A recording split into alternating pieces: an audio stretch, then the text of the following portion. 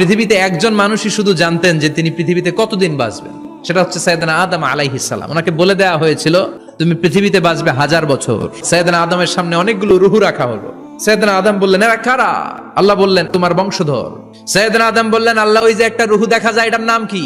এটা তোমার ছেলে দাউদ, সে দুনিয়াতে নবী হয়ে আসবে। সাইয়েদনা আদম বললেন মাবুদ আমার ছেলে দাউদের কত বছর হায়াত আপনি দিয়েছেন? আল্লাহ বললেন মাত্র 40 বছর। সাইয়েদনা আদম বললেন মাবুদ এত ফুটফুটে সুন্দর আমার ছেলে দাউদ মাত্র 40 বছর দিলেন কেন? আল্লাহ আপনি বাড়ায় দেন, আল্লাহকে বাড়ানো যাবে না, লেখা হয়ে গেছে। সাইয়েদনা আদম বললেন আমার 1000 বছর থেকে 60 বছর আমি আমার ছেলেরে দিয়ে দিলাম।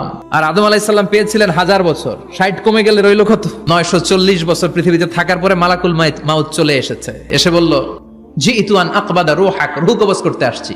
আদম আলাইহিস সালাম বললেন রূহ কবজ করতে আসছো মানে আমি বাঁচবো তো 1000 বছর। মালাকুল মাউত বললেন না না, ওই যে আগের কথা স্মরণ করেন আপনি 60 বছর দিয়া দিয়েছিলেন। কয় না আমি দেই নাই। মালাকুল মাউত বলে আল্লাহ ঘটনা দেখেন দিয়া কয় দেই নাই। আল্লাহ কয় থাক কথা কইস না, আয়া পর। ভুলে গেছেন উনি। সেদিন থেকে আল কিতাব ওয়া শুহুদ মানে লিখে রাখার সিস্টেম আর সাক্ষীর সিস্টেম চালু হয়েছে।